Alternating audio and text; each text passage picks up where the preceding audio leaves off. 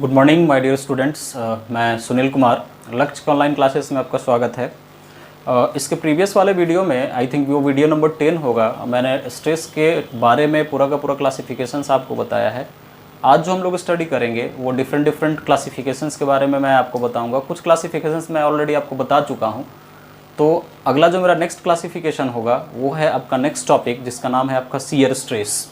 ठीक है, तो शियर स्ट्रेस क्या है ये थोड़ा मैंने ब्रीफ आपको बताया है कि शियर स्ट्रेस, शियरिंग एक्शन कब किसी मटेरियल में या सिस्टम में या एलिमेंट में या ऑब्जेक्ट में कब डेवलप होता है। तो ये बोलता है कि अगर कोई भी बॉडी है, अगर उस बॉडी के ऊपर कोई भी फोर्स अगर पैरेलल लग रहा है या लोड हो, ठीक है, तो उस तरह के स्ट्रेस को हम लोग क्या बोलेंगे, शियर स्ट्रेस बोलेंगे। मतलब कहने क्या हुआ कि अगर आप कॉपी को टर्न करते हैं, कॉपी का पेज जब टर्न करते हैं तो दो फोर्स हमेशा एक दूसरे के पैरेलल लगता है, ठीक है, तो क्या कहलाता है, शियरिंग एक्शन कहलाता है, और वो आपका कहलाएगा शियर स्ट्रेस। मतलब दोनों पेज के बीच में अगर जो स्ट्रेस डेवलप हुआ, ये बेस्ट एग्जांपल है शियरिंग स्ट्रेस का, उन दोनों के बीच में जो स्ट्रेस डेवलप हुआ वो क्या कहलाएगा, शियर स्ट्रेस कहलाएगा। तो मैं डेफिनेशन आपको एक बार पढ़ के क्लियर कर दूं कि ये कहलाता है इन शियर स्ट्रेस। होता क्या है शियर स्ट्रेस में, द लोड एक्टिंग, जो लोड होगा लगेगा tangential to the cross section. मतलब कि कोई भी मेंबर है तो फोर्स आपका जो होगा लगेगा वो मेंबर के क्रॉस सेक्शंस के ऊपर लगना चाहिए, ठीक है। एक्टिंग टेंजेंशियल टू द क्या, क्रॉस सेक्शन, और एरिया, क्रॉस सेक्शनल एरिया, और parallel to the cross sectional area. या आप बोल सकते हो कि टेंजेंशियल, या आप बोल सकते हो पैरेलल, दोनों आप काम कह सकते हैं। To the cross sectional area is called क्या, शियर स्ट्रेस, है ना। तो इसको हम छोटे एक डायग्राम से समझते हैं। मैं इस चीज़ को थोड़ा आपको एक डायग्राम की मदद से समझा दूं कि ये है क्या। तो ये बेसिकली आप देख लीजिए, इस चीज़ को आप थोड़ा समझ लीजिए कि ये क्या बोलता है कि कुछ दो प्लेट आपका है, एक प्लेट आपका ये प्लेट नंबर 1 है और ये प्लेट नंबर आपका क्या है, 2 है। ये प्लेट को हमने एक बोल्ट से कुछ इस तरीके से कनेक्ट किया है कि दोनों एक दूसरे पे ये रखा हुआ है ना। इसके ऊपर फोर्स आपका P लग रहा है और इसके ऊपर भी फोर्स आपका क्या लग रहा है, P लग रहा है।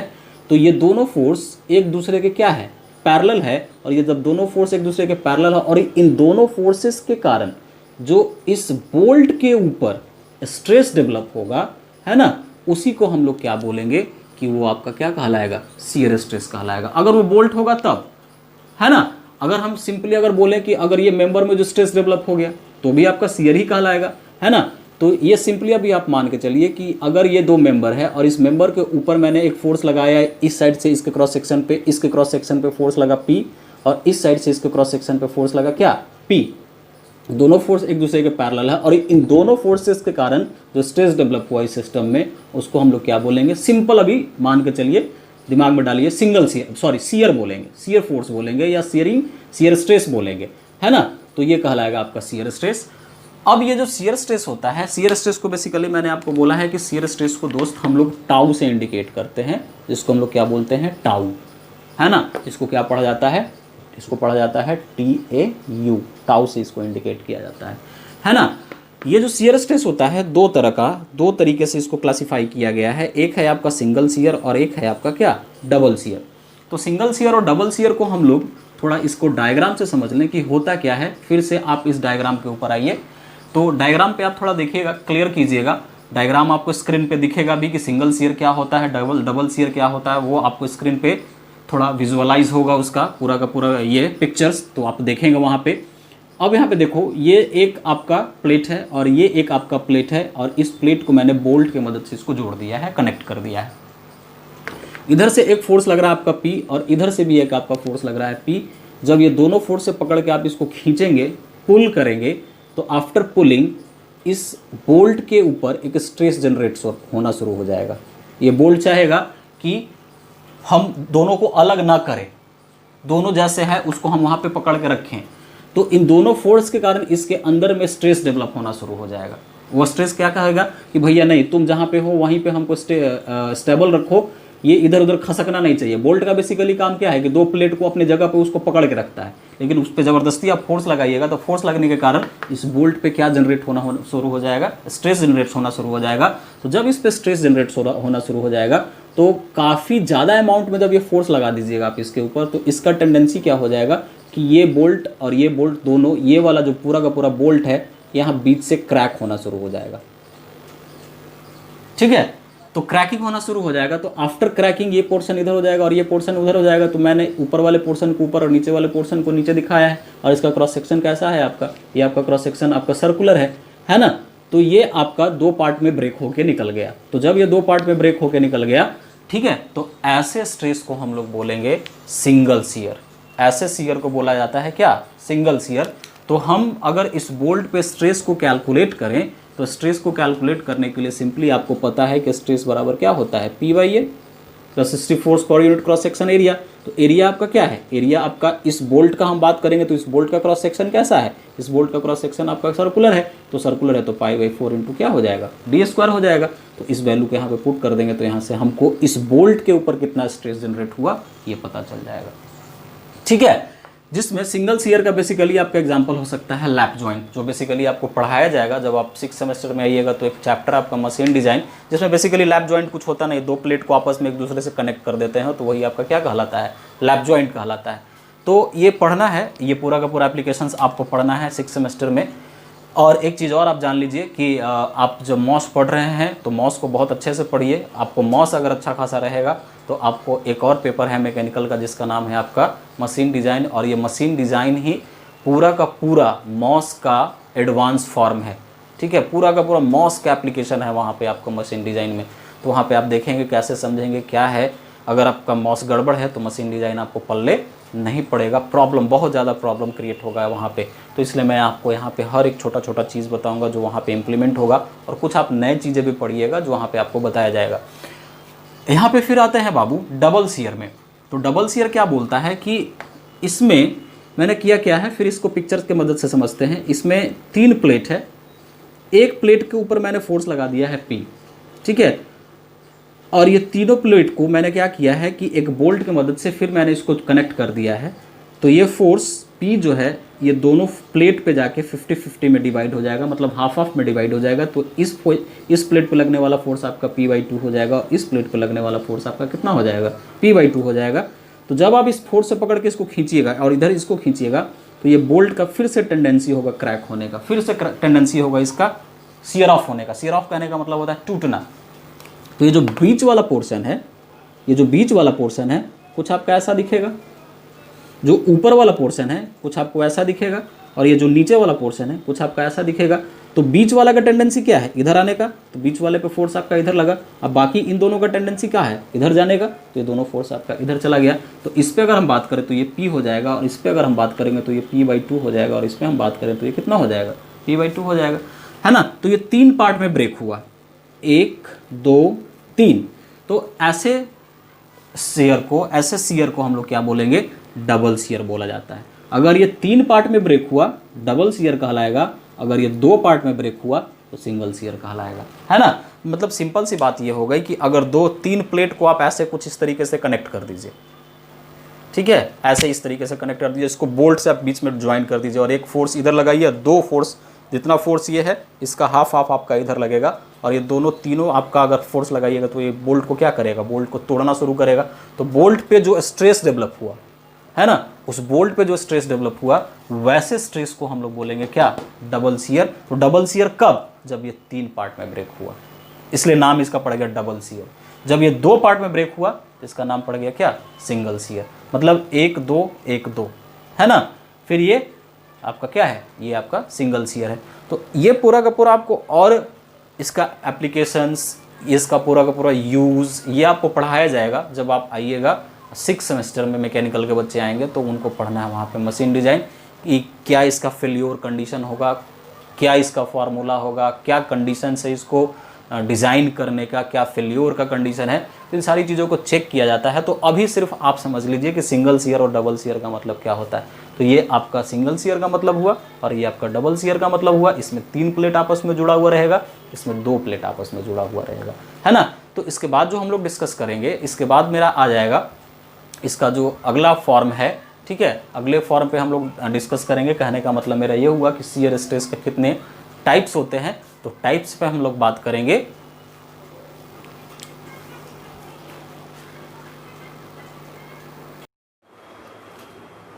अब हम लोग जो बात करेंगे क्लासिफिकेशन ऑफ शियर स्ट्रेस के बारे में बात करेंगे। जो पहला मेरा है डायरेक्ट शियर। डायरेक्ट शियर का बेसिकली मतलब ये होता है कि अगर कोई भी लोड किसी भी बीम या कॉलम के ट्रांसवर्स डायरेक्शन में लगे, तो ट्रांसवर्स डायरेक्शन कहने का मतलब क्या हुआ, 90 डिग्री पे। तो 90 डिग्री पे 90 डिग्री वर्टिकल डाउनवर्ड डायरेक्शन में अगर लोड लगता है और उस लोड के कारण उस बीम पे या सिस्टम पे जो स्ट्रेस डेवलप होगा उसी को हम लोग क्या बोलेंगे, हम लोग उसको ट्रांसवर्स शियर स्ट्रेस बोलते हैं या डायरेक्ट शियर स्ट्रेस बोलते हैं।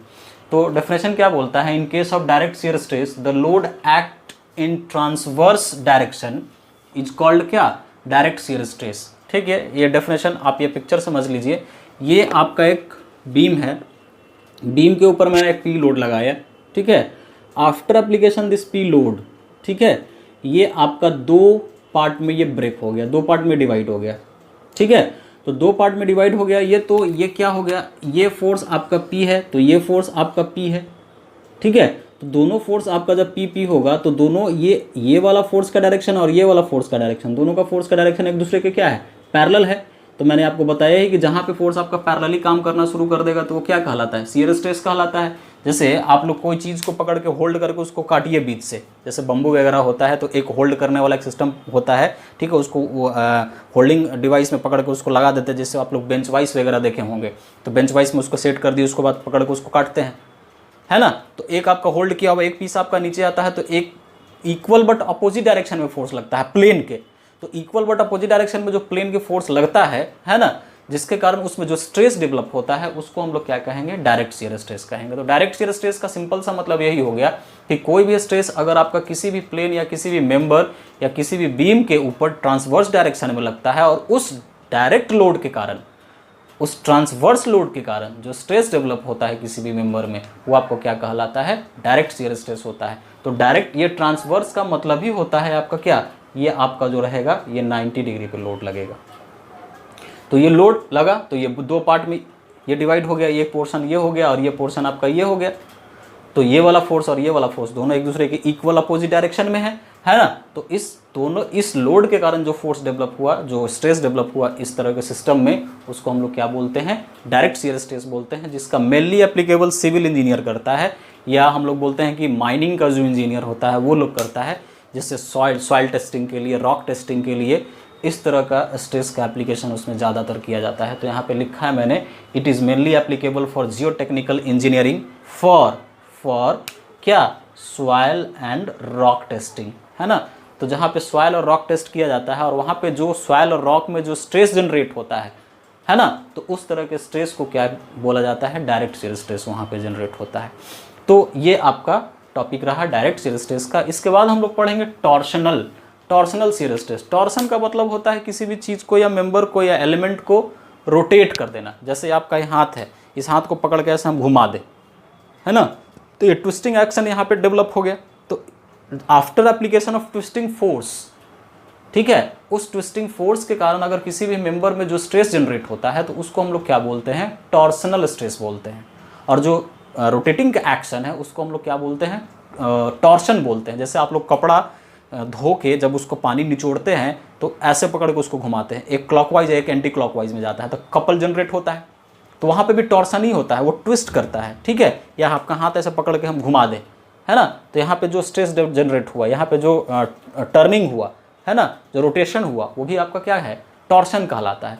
तो आप एकदम दिमाग में डाल लीजिए इस बात को कि किसी भी मेंबर में या किसी भी सिस्टम में स्ट्रेस कुछ इस तरीके से जनरेट हो कि वो सिस्टम क्या होना चाहिए, वो रोटेट करना चाहिए, है ना। तो आफ्टर रोटेशन जिस मेंबर में आपका स्ट्रेस डेवलप होता है उस तरह के स्ट्रेस को हम लोग बच्चे क्या बोलते हैं, उस तरह के स्ट्रेस को हम लोग टॉर्शनल स्ट्रेस बोलते हैं, है ना। और उसको बेसिकली टॉर्शंस बोला जाता है। तो टॉर्शनल फोर्स के कारण जो स्ट्रेस डेवलप हुआ आपके मेंबर में तो उसको हम लोग क्या बोलेंगे, टॉर्शनल बोला जाता है ना। और ये टॉर्शन आपको अलग से चैप्टर भी पढ़ना है, तो वहाँ पे कैसे हम लोग टॉर्शनल शियर स्ट्रेस को कैलकुलेट करते हैं, तो फॉर्मूला होता है टॉर्शनल शियर स्ट्रेस निकालने का, तो वो टॉर्शन के चैप्टर में आपको पढ़ाया जाएगा। वो अलग से फॉर्मूला है, टॉर्शन आपका अलग से चैप्टर है, जो फार्मूला आपको हर सेमेस्टर एग्जाम में, हर एवरी सेमेस्टर में वो फार्मूला ऑलमोस्ट पूछता है डेराइव करने के लिए, तो बहुत इंपॉर्टेंट क्वेश्चन है। खैर वो बात की बात है, जब टॉर्शन आएगा तो हम लोग देखेंगे, समझेंगे उस बात को। तो यहाँ पे देखिए टॉर्सनल शियर स्ट्रेस डेवलप्ड, ये डेवलप्ड है यहाँ पे लिखा हुआ, developed in a member due to rotation, है ना। तो ये कोई आपका होल्डिंग सिस्टम है और इसमें एक मैंने बार को सेट किया है और इस पे जब हम इसको पावर देंगे तो ये घूमना शुरू किया, ये पावर देने के बाद ऐसे ऐसे रोटेट करना शुरू किया, है ना।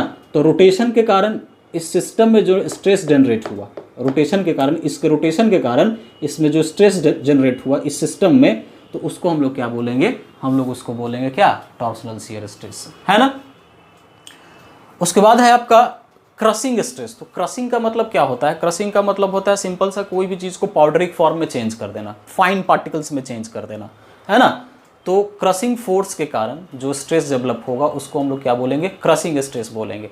जैसे आप लोग देखे होंगे कि कोई भी ग्लास को अगर आप मिट्टी का ग्लास, ये शीशे का ग्लास है, उसको अगर आप ड्रॉप कर दीजिए ज़मीन के ऊपर या ड्रॉप होकर गलती से आपके हाथ से गिर जाता है, तो बहुत ऐसे उसके पार्टिकल्स होते हैं जो छोटे छोटे फाइन पार्टिकल्स, मतलब छोटे छोटे पार्टिकल्स में टूटते हैं, और बहुत ऐसे पार्टिकल्स होंगे जो बड़े बड़े पीसेस में टूटते हैं, है ना।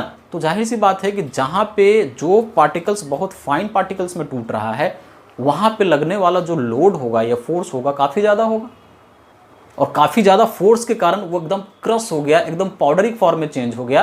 तो उस समय जो उस सिस्टम पे स्ट्रेस लगा होगा उसको हम लोग क्या बोलेंगे, क्रशिंग स्ट्रेस बोलते हैं, जो बेसिकली एक तरह का लोकल कंप्रेशन होता है, जो एक पर्टिकुलर एरिया के ऊपर सबसे ज़्यादा फोर्स लगता है, और जहाँ पे सबसे ज़्यादा फोर्स लगेगा वो एरिया जो होगा, वो छोटा सा लोकलाइट जो एरिया होगा, वो छोटा मोटा एरिया जो होगा एकदम फाइन पार्टिकल्स में ब्रेक होना शुरू हो जाएगा। जैसे बड़े बड़े आप लोग क्रशर मशीन देखे होंगे, बड़े बड़े पत्थर को डाल के छोड़ दिया जाता है तो कोई पाउडरिक फॉर्म में चेंज होता है, कोई बड़े बड़े पीसेस में टूटना शुरू हो जाता है, कोई एकदम पाउडर के फॉर्म में ब्रेक होना शुरू हो जाता है। तो जाहिर सी बात है कि पाउडर के फॉर्म में कब वो ब्रेक होना शुरू हो जाएगा, जिस पोर्शन पे सबसे ज़्यादा फोर्स लगेगा वो पोर्शन क्या होगा, वो हिस्सा जो होगा वो आपका फाइन ग्रेन्स पार्टिकल्स में टूटना शुरू होगा, फाइन ग्रेन्स में टूटना शुरू होगा। जैसे अगर हम यहाँ पे इसको छोटे एग्जाम्पल के तौर पे समझें, जैसे मान लीजिए कि आपको एक एग्जाम्पल दिया था मैंने प्लेट वाला, तो ये यहाँ पे आप इसको थोड़ा समझिए, ये अगर हम इसको यहाँ पे थोड़ा समझें, नट बोल्ट लगा के, है ना, बोल्ट लगाया यहाँ पे और यहाँ पे ऐसे मैंने यहाँ पे बोल्ट लगाया था, इसको अच्छे से समझते हैं। ये कुछ इस तरीके से है और ये एक प्लेट है और ये एक प्लेट है आपका कुछ इस तरीके से कनेक्टेड है। तो यहाँ पे फोर्स आपका पी लगा और यहाँ पे भी फोर्स आपका पी लगा, और ये बोल्ट से मैंने इसको कनेक्ट कर दिया, तो बोल्ट से कनेक्शन कर दिया यहाँ पे इसको, है ना। तो जब ये टूट के निकलेगा तो ये वाला पोर्शन पे सबसे ज़्यादा फोर्स लगेगा, ये वाले पोर्शन पे जहाँ से ये क्रैक होगा सबसे ज़्यादा फोर्स आपका इसी पोर्शन पे लगेगा। तो यहाँ का पोर्शन जो होगा ना, यहाँ का पोर्शन आपका एकदम फाइन पार्टिकल्स में ब्रेक होना शुरू हो जाएगा। तो इस पोर्शन पे, जैसे अगर हम यहाँ पे इसको ऐसे कंसीडर कर लें यहाँ पे, तो ये जो पोर्शन होगा, ये जो पोर्शन होगा यहाँ पे सबसे ज़्यादा स्ट्रेस लगेगा, सबसे ज़्यादा स्ट्रेस जनरेट होगा, सबसे ज़्यादा लोड लगेगा, और यहाँ पे सबसे ज़्यादा लोड लगने के कारण ये जो पार्टिकल्स है, सबसे ज़्यादा फोर्स लगने के कारण या लोड लगने के कारण ये पोर्शन से आपको फाइन पार्टिकल्स में ये ब्रेक होना शुरू होगा। ऊपर का एरिया तो जैसे है वैसे, ऊपर का पोर्शन जैसे है वैसे आपको दिखेगा ही, लेकिन यहाँ से जब ये टूट के निकलेगा तो छोटे छोटे पार्टिकल्स में ये निकलना शुरू करेगा। तो इस पार्टिकल्स पे जो स्ट्रेस जनरेट हुआ क्रशिंग के कारण, उसको हम लोग क्या बोलेंगे, क्रशिंग स्ट्रेस बोलते हैं, ठीक है। जो बेसिकली इसको हम लोग क्या बोलते हैं, it is localise stress. Localise कहने का मतलब होता है एक पर्टिकुलर एरिया पे, है ना। Localise stress acting on A member irrespective of the type of loading. Irrespective of the type of loading कहने का मतलब हुआ कि अगर एक बार वो क्रश हो गया, है ना, irrespective of the type of loading. Irrespective कहने का मतलब यहाँ पे हो गया कि अगर आप लोड के अमाउंट को फर्दर बढ़ाते चले जाएं, लेकिन वो एक बार अगर पाउडरिक फॉर्म में चेंज हो गया है तो फिर आपको उस पर दोबारा लोड देने का कोई मतलब नहीं बनता है। जैसे सिंपल सी अगर बात की जाए कि कोई आदमी अगर एक बार मर गया तो उसको आप कितना भी घी, दूध, मक्खन खिला दीजिए, वो फिर दोबारा जिंदा होने वाला नहीं है, ठीक है। तो वही बात यहाँ पे है कि अगर यहाँ से ये फाइन पार्टिकल्स में ब्रेक होकर निकल गया, आप इस पे लोड बढ़ाते जाइए तो ये अब थोड़ी ना कुछ उसमें होने वाला है। ये तो आपका एक फाइन पार्टिकल्स में ब्रेक होकर निकल गया, ये टूट गया है, छोटे छोटे फाइन पार्टिकल्स में चेंज हो गया, है ना। तो अब इस पर आप लोड दीजिए या ना दीजिए, उससे कोई फर्क पड़ने वाला नहीं है, ठीक है। तो ये इसीलिए यहाँ पे लिखा हुआ है इरेस्पेक्टिव। रेस्पेक्टिव होता तो जैसे जैसे हम लोड को बढ़ाते जाते वैसे वैसे आओ छोटे छोटे पतले पार्ट्स में ये ब्रेक होना शुरू हो जाता। लेकिन आप ये पतले पार्ट में ब्रेक हो गया है, टूट गया है, खत्म हो गया है, इसलिए यहाँ पे एक टर्म लगा दिया गया है क्या, irrespective of type of loading. ठीक है, मतलब आप लोड को बढ़ाते जाइए, कोई फर्क नहीं पड़ना है। और यहाँ पे मैंने लिखा भी है, अभी जस्ट समझाया है आपको कि क्रशिंग स्ट्रेस जो होता है, क्रशिंग स्ट्रेस आपका एक लोकल कंप्रेशन टाइप का स्ट्रेस होता है। तो उस तरह के स्ट्रेस को हम लोग क्या बोलेंगे, क्रशिंग स्ट्रेस बोलेंगे। जो बेसिकली ये क्रशिंग स्ट्रेस भी आपको निकालने मिलेगा, कैलकुलेट करने मिलेगा जब आप फिर से मशीन डिज़ाइन पढ़िएगा। तो वहाँ पे इसको इंडिकेट किया जाता है, वहाँ पे इसको इंडिकेट किया जाता है, यहीं पे इंडिकेट करेंगे हम लोग सिग्मा सी से इंडिकेट करते हैं, है ना। तो ये इसको हम लोग सिग्मा सी से क्रशिंग स्ट्रेस को निकालेंगे। और भी एक आध दो स्पेशल टाइप्स के स्ट्रेस आएंगे जिसको मैं आपको बताऊंगा।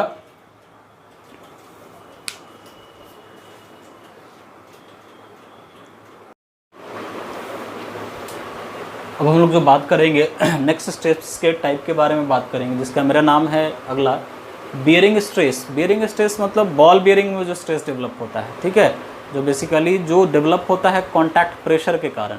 ठीक है, तो उसमें होगा क्या कि दो मेंबर एक दूसरे से इस तरह से कनेक्टेड होगा कि दोनों के बीच में क्या डेवलप होगा, कॉन्टैक्ट प्रेशर डेवलप होगा। और मैंने आपको बताया है कि प्रेशर के कारण स्ट्रेस डेवलप होता है, लेकिन स्ट्रेस के कारण प्रेशर डेवलप नहीं होता है। ये आप स्ट्रेस वाले कैटेगराइजेशन में आप देखिएगा, जब मैंने स्ट्रेस और प्रेशर के बीच में आपको डिफरेंस बताया था वहाँ पे, तो मैं डेफिनेशन आपको क्लियर कर दूँ कि bearing stress is a contact pressure. Bearing stress जो होता है एक तरह का कॉन्टैक्ट प्रेशर होता है बिटवीन टू सेपरेट बॉडीज़।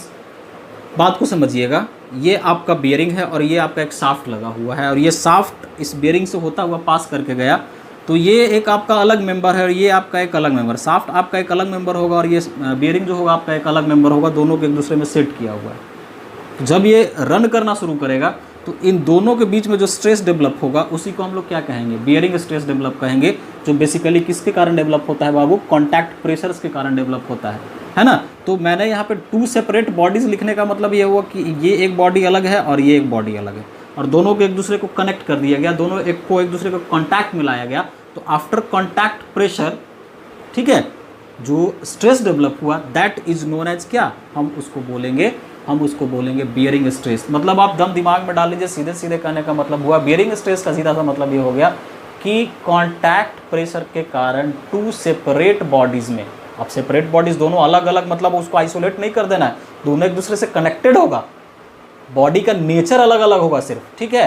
तो वो जो स्ट्रेस डेवलप हुआ उस बॉडी में, उस तरह के स्ट्रेस को बच्चे हम लोग बोलते हैं क्या, उस तरह के स्ट्रेस को बाबू हम लोग बोलेंगे बियरिंग स्ट्रेस बोलेंगे। जैसे यहाँ पे ये एक शाफ्ट है और ये एक आपका बियरिंग है, शाफ्ट के अंदर मैंने बियरिंग को सेट कर दिया है, जब इस पे पावर दीजिएगा तो ये शाफ्ट जो है इस बियरिंग के अंदर टर्न करना शुरू कर देगा, या रोटेट करना शुरू कर देगा। तो यहाँ पे आप बोल सकते हैं कि टॉर्सन भी आया है ना, तो टॉर्सन आपका अलग है, वो भी रोटेशन के कारण होगा, लेकिन हम यहाँ पे समझ रहे हैं बियरिंग स्ट्रेस जो बेसिकली हम लोग कंसीडर करके चलेंगे क्या, रोटेशन वाला नहीं कंसीडर करके चलेंगे, हम लोग कॉन्टैक्ट प्रेशर वाला कंसीडर करके चलेंगे। ये रोटेशन के कारण आपका टॉर्सन भी आएगा, है ना, यहाँ पे टॉर्सन भी आपका कंसिडरेबल है, लेकिन हम टॉर्सन ऑलरेडी आपको बता चुके हैं, टॉर्सन का नेचर भी आप जानते हैं कि टॉर्सन का नेचर क्या है। हम लोग यहाँ बियरिंग पे बात कर रहे हैं तो सिर्फ हम लोग बियरिंग पे फोकस करेंगे, लेकिन यहाँ पे दोनों तरह का स्ट्रेस आ जाएगा, एक आपका बियरिंग भी आ जाएगा और आपका टॉर्सन भी आएगा। सो डोंट बी कंफ्यूज्ड, है ना। तो ये आपका बियरिंग स्ट्रेस होगा, जिसमें ये आपका ये जो होता है ये इसको बुश कहते हैं, बुश, ठीक है। जैसे आप लोग रेडियो को ट्यून करने वाला सिस्टम में देखे होंगे, या पंखा के नोब को घुमाते होंगे, है ना, तो पंखा को नोब को घुमाते हैं या रेडियो को ट्यून करते हैं, जिसको नोब बोलते हैं। तो बड़ा सा सिस्टम होता है, उसको पकड़ के आप ऐसे ऐसे ऐसे ऐसे टर्न करते हैं, तो बना हुआ होता है अलग मटेरियल का, उसके अंदर में एक छोटा सा स्पिंडल लगा होता है, और स्पिंडल पे सेट किया होता है, ऐसे ऐसे टर्न करिएगा, टक टक टक टक करके टर्न करता है ना। तो उन दोनों के बीच में जो स्ट्रेस डेवलप हुआ वही स्ट्रेस आपका क्या है, बियरिंग स्ट्रेस है, ठीक है।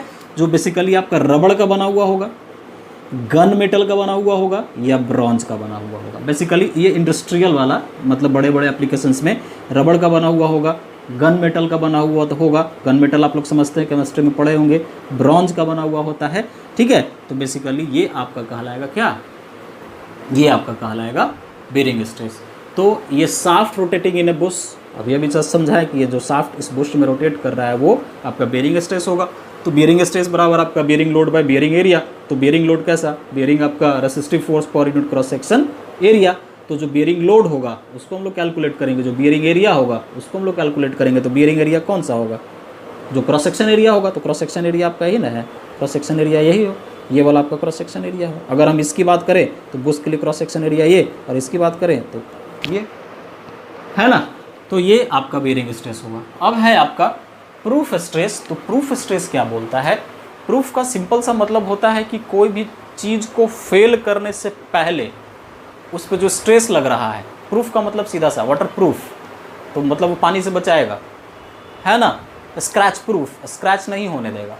तो इसी तरह से आया आपका प्रूफ स्ट्रेस, मतलब कहने का हुआ कि स्ट्रेस लगने के कारण वो मटेरियल आपका फेल नहीं करेगा। कहने का मतलब वो मैक्सिमम से मैक्सिमम स्ट्रेस को क्या करेगा, अपने अंदर डेवलप कर लेगा, लेकिन वो स्ट्रेस के कारण वो मटेरियल फेल नहीं करेगा, वो फेल करने के कंडीशंस में नहीं रहेगा।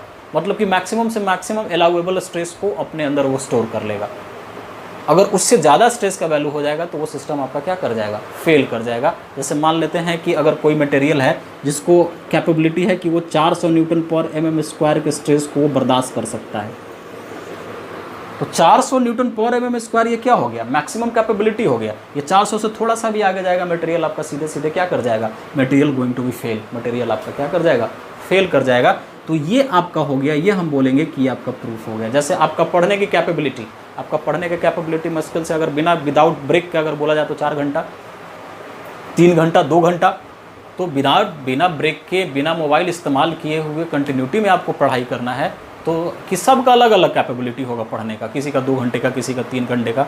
तो विदाउट ब्रेक अगर आप पढ़ रहे हो तो वो आपका मैक्सिमम अलाउएबल लिमिट हो गया, जिस पे आप आराम से बिना कोई डिस्टर्बेंस के, बिना कोई शोर शराबा के आराम से आप उस पर पढ़ सकते हैं, है ना। उसमें आपको किसी तरह का कोई डिस्टर्बेंस नहीं होगा, तो क्या हो गया, प्रूफ हो गया। उस टर्म को हम लोग बोलेंगे प्रूफ, है ना। तो सॉम की दुनिया में उसको एक नया टर्म दिया गया, प्रूफ स्ट्रेस दिया गया। तो प्रूफ स्ट्रेस का सिंपल सा मतलब हो गया कि it is the maximum stress which developed in a member या material without allowing the material to fail. मतलब कि मटेरियल को फेल नहीं होने देगा, ये मटेरियल आपका फेल नहीं करेगा। मटेरियल के फेल होने के पहले जो स्ट्रेस का सबसे मैक्सिमम वैल्यू होगा, उस मैक्सिमम वैल्यू को हम लोग बोलेंगे, स्ट्रेस के मैक्सिमम से मैक्सिमम वैल्यू को बोलेंगे। लेकिन क्या क्राइटेरिया है कि मटेरियल आपका फ्रैक्चर नहीं किया है, टूटा है नहीं, फेल होने के पहले जो स्ट्रेस डेवलप हुआ सिस्टम में या बॉडी में या मटेरियल में, उस तरह के स्ट्रेस को हम लोग बोलेंगे प्रूफ स्ट्रेस। कहने का मतलब उस स्ट्रेस पे वो सेफ है, फेल नहीं किया, है ना। तो वो स्ट्रेस आपका कहलाता है प्रूफ स्ट्रेस। तो ये आपका डायरेक्शंस के हिसाब से पूरा का पूरा स्ट्रेस का क्लासिफिकेशंस था। अब हम लोग जो बात करेंगे अकॉर्डिंग टू डायमेंशंस के हिसाब से बात करेंगे। तो डायमेंशन के हिसाब से मैंने आपको 2 बताया है।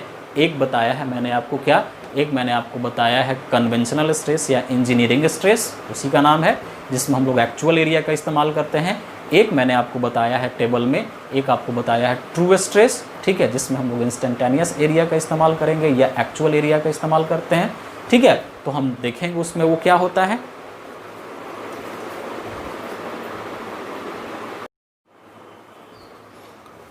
अब हम लोग जो बात करेंगे स्ट्रेस का क्लासिफिकेशंस होगा अकॉर्डिंग टू डायमेंशन के हिसाब से। तो डायमेंशन के हिसाब से आपका स्ट्रेस का क्लासिफिकेशन 2 तरह का होता है। एक है आपका कन्वेंशनल स्ट्रेस, जिसको हम लोग इंजीनियरिंग स्ट्रेस भी बोलते हैं, या इसी का और दूसरा भी नाम है नॉमिनल स्ट्रेस, ठीक है। मैं यहाँ पे साइड में लिख देता हूँ, मैं यहाँ पे साइड में यहीं पे ऑब्लिक दे के लिख देता हूँ। इसका एक और भी नाम है जिसको हम लोग बोलते हैं नॉमिनल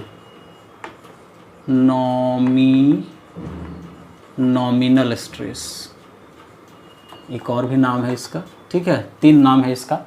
तो ये बोलता क्या है कि it is defined as the ratio of load to original cross section area, ठीक है, जिसको हम लोग बेसिकली सिग्मा ई या सिग्मा सी से इंडिकेट करेंगे, या कहीं कहीं इसको सिग्मा एन भी लिखता है। Nominal stand for N.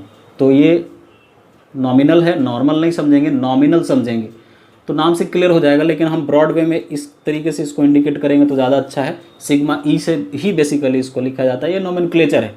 तो ये load by original cross section area के बीच का जो रेशियो होगा उसको हम लोग क्या बोलेंगे, कन्वेंशनल इंजीनियरिंग या नॉमिनल स्ट्रेस बोलेंगे, और दूसरा जो है आपका ट्रू स्ट्रेस है। तो ट्रू स्ट्रेस आपको क्या बोलता है कि defined as the ratio of load to actual cross section area, जिसको बेसिकली सिग्मा बार से या सिग्मा टी से, जिसमें पी बाई ए, पी कहने का मतलब resistive force per unit cross section area और ए कहने का मतलब आपका हुआ एक्चुअल एरिया।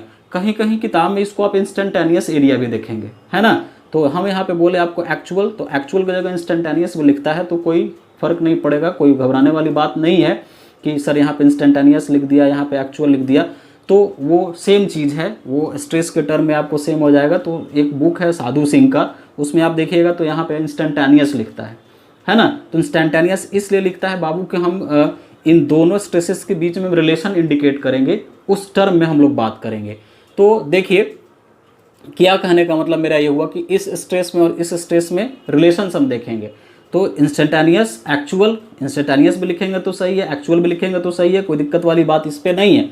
अब यहाँ पे दो टर्म कंफ्यूज करने वाला है, एक है आपका ओरिजिनल और एक है आपका एक्चुअल। दोनों का लगभग मतलब आप लोग समझते हैं कि सेम ही है, कि ओरिजिनल कहने का मतलब क्या हुआ और एक्चुअल कहने का मतलब क्या हुआ। तो ओरिजिनल कहने का मतलब हुआ कि किसी भी मेंबर के ऊपर आप लोड लगा रहे हैं, वो लोड आपका दैट में be either in nature of tensile load या दैट में be either in the nature of compressive. तो लोड लगने के पहले, ठीक है, उसमें किसी तरह का कोई चेंजेस नहीं आया, कोई डिफॉर्मेशंस नहीं आया, तो उस समय जो इसका क्रॉस सेक्शन एरिया होगा, उस एरिया को जब हम कंसीडर करके चलेंगे तो हम बोलेंगे कि वो ओरिजिनल एरिया है। ठीक है, जब आपने लोड लगा दिया तो उसमें जो चेंजेस होना शुरू हो गया उसके क्रॉस सेक्शन एरिया के अंदर या क्रॉस सेक्शन एरिया के ऊपर, तो उस समय जो आपको दूसरा एरिया मिला उस एरिया को बोलेंगे कि हम वो क्या है, आपका एक्चुअल एरिया है। दैट मीन्स कहने का मतलब मेरा ये है कि जैसे मान लीजिए कि ये आपका कोई मेंबर है, इस मेंबर के ऊपर आपने एक लोड लगाया, ये लोड आपका P है, इसका लेंथ आपका L है। तो इसका क्रॉस सेक्शन इनिशियल स्टेज में जब हम लोड नहीं लगा रहे हैं, जब हम ये लोड नहीं लगाए, तब इसका एरिया कुछ और होगा, डायमीटर कुछ और होगा।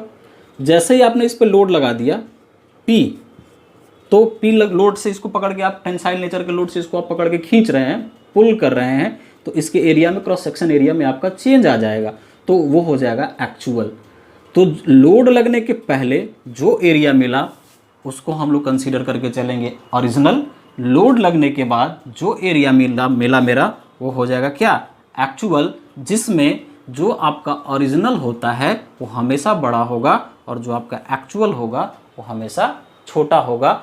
ये डिपेंड करेगा कि कहाँ पे आपका लोड लग रहा है, कहाँ पे लोड नहीं लग रहा है। तो हमेशा हम लोग कौन सा लोड को कंसीडर करके चलेंगे, क्रॉस सेक्शन एरिया के लोड को कंसीडर करके चलते हैं।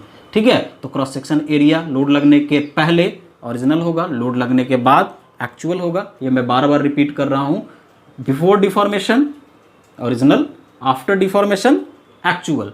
अब यहाँ पे देखो, अब यहाँ पे मैं थोड़ा सा आपको एक और चीज़ यहाँ पे क्लियर कर दूँ कि दोनों के बीच में रिलेशंस क्या होता है। तो आप यहाँ पे देखिए, मेरे पास ये है सिंस सिग्मा डैश, जिसको हम लोग लिखेंगे ट्रू स्ट्रेस लिखते हैं, और ये सिग्मा डैश बराबर बाबू है आपका P बाई ए, है ना, P बाई ए कहने का मतलब आपका एक्चुअल क्रॉस सेक्शन एरिया, और ये सिग्मा डैश बराबर ये हम लोग इसको P by A zero into A zero by A लिख सकते हैं क्या, लिख सकते हैं, बिल्कुल लिख सकते हैं। ए जीरो से ए जीरो कैंसिल हो जाएगा, तो फिर तो ये इसके ही बराबर हो जाएगा। तो अब यहाँ पे आप देखिए P बाई ए जीरो को मैंने यहाँ पे लिखा है दिस, तो ये हो जाएगा ए जीरो अपॉन ए। ठीक है, तो ये आपका न्यूमेरिकल बनाने में फ़ायदेमंद होगा, जिसको हम लोग बोलते हैं relation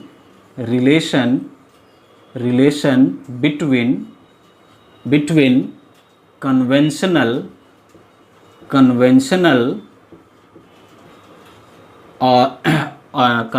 stress and true stress. ठीक है, जहाँ पे वेयर सिग्मा बार आपका क्या है, ट्रू स्ट्रेस है, सिग्मा ई आपका इंजीनियरिंग स्ट्रेस है या कन्वेंशनल स्ट्रेस है, फिर A0 आपका ओरिजिनल क्रॉस सेक्शनल एरिया है और A आपका एक्चुअल क्रॉस सेक्शनल एरिया है ना। तो ये आपका पूरा का पूरा स्ट्रेस का जो टाइप था वो आपका फिनिश्ड हो चुका है। अब हम लोग पढ़ेंगे स्ट्रेन, और स्ट्रेन का भी इसी तरीके से पूरा का पूरा हम लोग टेबल पढ़ेंगे, एक एक करके डिवाइड करके पढ़ेंगे। उसके बाद हम लोग आएंगे हुक्स लॉ पे, और जैसे ही हुक्स लॉ आएगा तो स्ट्रेस स्ट्रेन कर्व आएगा। उसके बाद हम लोग आ जाएंगे न्यूमेरिकल्स पे, तो और आपको मज़ा आएगा सॉम पढ़ने में। तो आप अच्छे बच्चे की तरह, एक गुड बॉय की तरह, एक अच्छे स्टूडेंट की तरह आप अच्छे से कॉपी में साफ साफ नोट करेंगे और पहले थ्योरी को आराम से पढ़ते जाइए। जहाँ पे आपको प्रॉब्लम हो वीडियो को बार बार देखिए। वीडियो से नहीं समझ में आता हो then you are personally contact to me. Thank you.